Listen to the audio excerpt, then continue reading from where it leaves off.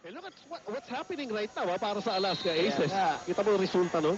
Kailangan pala magtapo ka lang ng whiteboard. Mura lang yung whiteboard. Bili kita ng 10 whiteboard. James Schaap has it. At ito, bibira na ito naman ang ating Outlast 2 minutes. Hatid sa inyo ng Outlast Maintenance Free Batteries. Walang dagdag. Bawas sa tubig. James Schaap. Isa na lang ang lamang ng Alaska Aces. James Schaap with 23. His counterpart sa kabila, Willie Miller has 18. Right now, Coach Tim Cone calls timeout. This is a big basket. 30-second timeout para kay James Schaap to bring the gap closer. They're down by 1. 86-85. Big game James. Kaya nga eh. And surpassing his average. Well, kanina, iniisip ko yung Battle of Heavy Guts, Barry, no? Ano? Gano'n? Na 7-1 yung Pure Foods, 4-3 ang Alaska Aces. Ayun pala yun eh, no? Oh, yun talaga heavy guts dyan. James Schaap and Willie Miller. The tale of the two MVPs, and it's not yet over. Santos missing at point blank range. Pingris gets the basketball. Pagkakataon para sa Pure Foods na muling lumamang. Pero sabi ni Coach Ryan Gregorio, pag-usapan natin yan. 1 minute and 35. A full timeout has been called. Alaska, a hairline lead, 86-85. Sorry, Greeny Niels, wherein one of the big winners was my Unika Iha. Yan. Inaanak ko yun, di ba? All right. Pangalan? Clarice Marie. Yan. Short MC. Yeah. Eto, dapat tayo ma-congratulate dito. Di pa natin alam ito. 86-85. Alaska by 1. Bola ng Pure Foods. Brandon Cablay. They have a 10-second shot clock. Cablay to Raymundo. Go to the former MVP, James Schaap. Would not deliver, but he gets the ball back. Reset ang shot clock. Reset ang opensa ng Pure Foods. Kirby Raymundo. Taking matters into his own hands. No, sabi niya. Peter Jun Simon. Ayaw. Edgar Yols. Nakatawag ng timeout. Nakatawag ng timeout before he could commit a turnover. And it's going to be a full timeout na gagamitin ngayon ng Alaska Aces. Go all the way. Okay, we go all the way. And I want to take my time out for the last possession. Alright? Hello, Miller ka. Miller ka. Patrokin natin. Alright, if I see that we're not going anywhere, that's the time for us to call the time out. Miller ka. Now, Willie, what I want to do is I want to stack. Stack, all right? Check that. Let's let Willie do it, all right? Willie, come on out, all right? Taking a look at the game reset.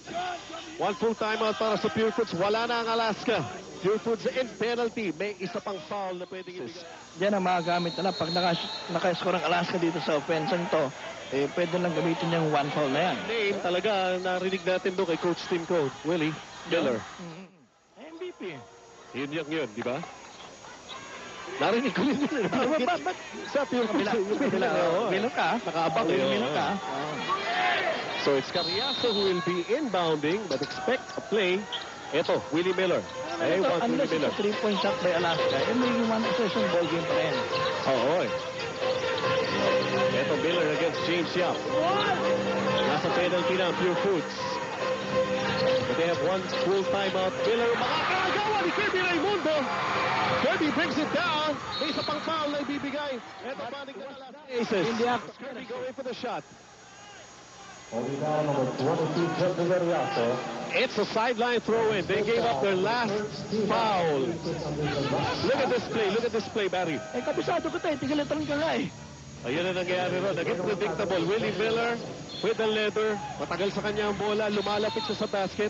Ano pa i-expectin mo ron? Most probably siya talaga titira. Masusunogin na ni Coach Ryan Gregorio yung huli niyang timeout. Ginamit na ng Pure Foods ang kanilang huling timeout. They're down by 1 point in this game. Huwag po kayong aalis. Kirby, he pop out, you go to the ball. Alright? You flash in the defense. Kirby, I want you to attack this side. After this, alright? Set a screen for James. James, you go all the way for a handoff. If you don't pass it, you attack Kirby. Be ready to catch that ball, Romel. The fight is available. Alright? Be ready for this. Be ready for this. Alright? Okay, we can't call no timeout. It's winning time.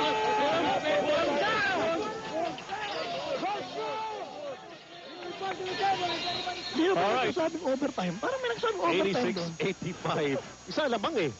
Pero ito narinig ko, James will attack. Pero ready for the handoff, Kirby or Rommel. Yun eh, no? Decoy play Kaya para nga. sa Pure Foods. Tignan natin yun. Si Rommel ang tatanggap. Be ready to receive the pass. All right, let's see here.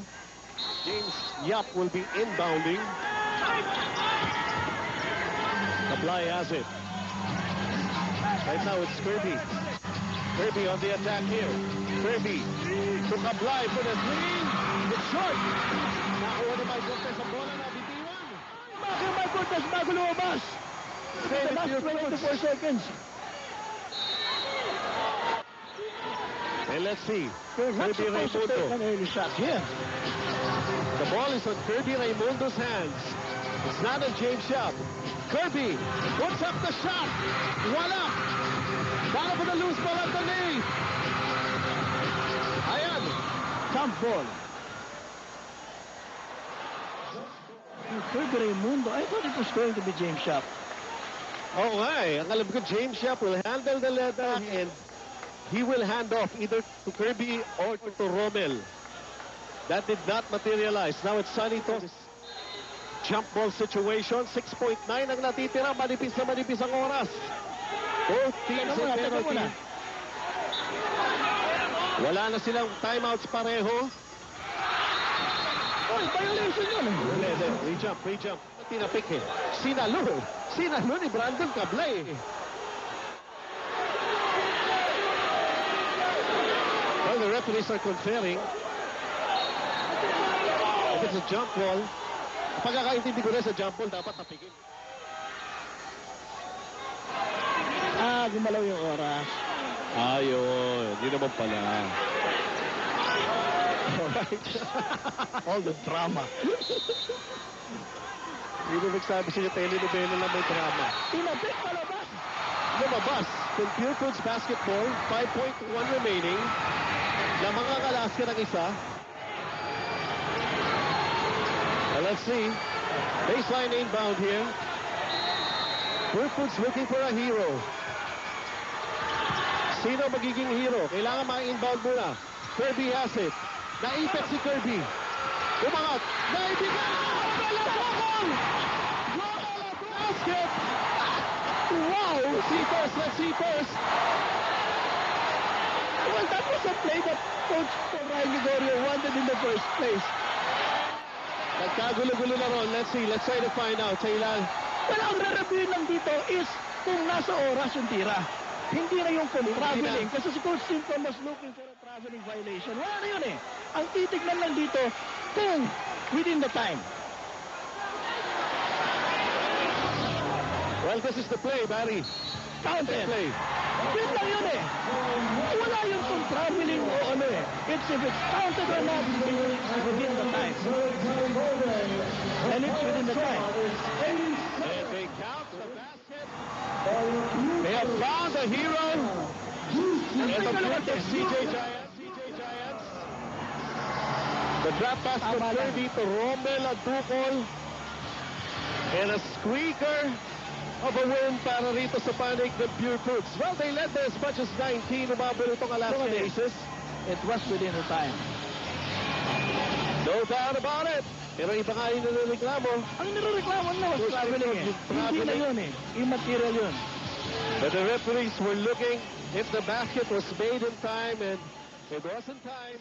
Is win number 8 para sa Pure Foods over Alaska Aces 87-86. Sa aming direktor, Dong Kapin po yan. And of course, my partner, Barry Pascua. Ito naman po si Benji Santiago. This is PBA on ABC. We'll see you at the ball games.